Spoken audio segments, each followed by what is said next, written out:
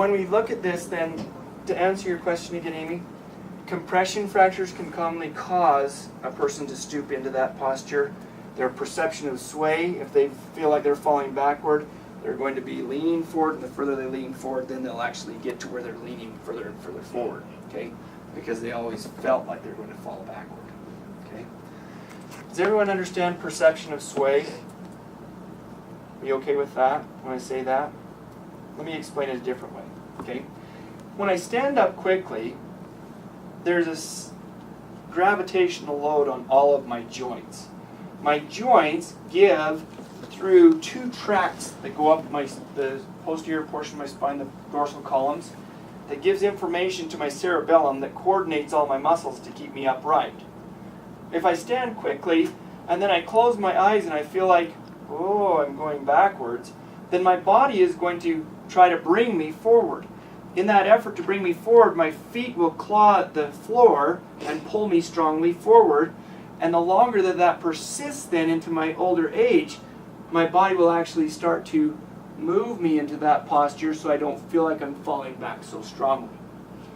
Let me say it a different way. As my brain ages and is unable to allow my motor muscles to activate gait, my perception of my forward fall is stronger as a posterior fall. So instead of falling forward, controlling my fall going forward, and I have a real difficult time in that, because I feel like I'm going back, I'm going to lean forward more and more and more and more. Does that make better sense? Okay. So again, it's very easy to see, and we can actually, there's actually a force plate that actually measures your center of pressure. We can actually measure where you perceive that you're falling. And usually you're going to move in the canals of your ears kind of in an elliptical forward and back movement off to one side because there's a dominance one brain or the other. Okay? And you'll actually we can actually map that out. It's pretty fascinating, the technology that's available. But you can actually stand and close your eyes, and that perception of sway, and that person that's going backward again is going to go forward. Now, what happens if you feel like you're always going forward? If you always feel like you're going to go forward, you're going to be pushing back strongly, and these are the people that run that get shin splints. So you have a strong perception of forward sway. And what okay? causes the false perception? What causes that, again, can be a trauma, some type of a trauma to the head, an imbalance in the hemisphericity of the brain. So one brain is more dominant, one cerebellum is more dominant. Correct. So that will present then as this type of a sway into one direction. And you'll start to see then that the eyes will start to move in that certain pattern and start to pull the person into that direction of sway. So I close my eyes, feel like I'm going forward. I'm a ski jumper now, so I'm going to be pushing strongly back. That's going to give me then shin splints. Okay? Interesting, huh? I wonder why I get them all the time. Yep. So we can actually look again then and do a specific eye pattern.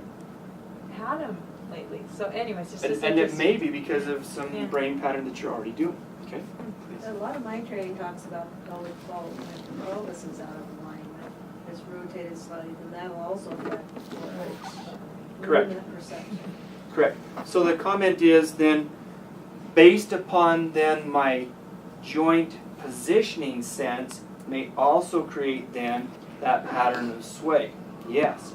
And you'll see whole body patterns based on brain. The amazing thing of it is, though, is when the person comes in with this type of a posture, okay, what do we see? This is a stroke. That's a brain injury, not an arm injury, right? So most pelvic presentations, unless it's a slip and fall trauma, most patterns that we see of misalignment in the body are actually brain postures and brain posturing, okay? Brain posturing. My shins are aching, it's brain posturing, right? My posture is based on my perception of gravitational load. Pretty fascinating, isn't it? Because when we actually then look at the little kid who's a toe runner, okay, he has such tight calves, that little kid has a very strong perception of center of pressure. And when we actually move the eyes in the right direction and train the brain back, instead of going and cutting his Achilles tendons to lengthen out his gastrocs, we can actually just release his brain and change his posture. Is that known? Unfortunately, no. It's not known in the Still cut. bigger Yeah. circle, right? Like so many. Typically, we're still going to be cutting. Okay, but it's a posture. It's just a posture. This is a posture, right? Is it possible for that to come down to level 0? Posturing? Yeah, because it's brain posturing, sure. So brains can actually be familially related, right? You can see familial presentations of brain posturing. You can see dominance in certain postures or presentations of brain that may lead to then other postural patterns. It's pretty easy to fix it, children. Yes. Yeah, that one is. My mentor, Professor Carrick, he said, when I realized that this was a posture, and the kid wasn't even here to knock those down. What he found was that there was a posturing, and in the past he would have referred that child to have their Achilles actually cut. And then when he realized what he could do and what he had been referring, he said, oh my goodness, I can't believe I ever referred these kids for this, because he actually showed them on stage. There was a kid in Europe, I can't remember if he's in Denmark.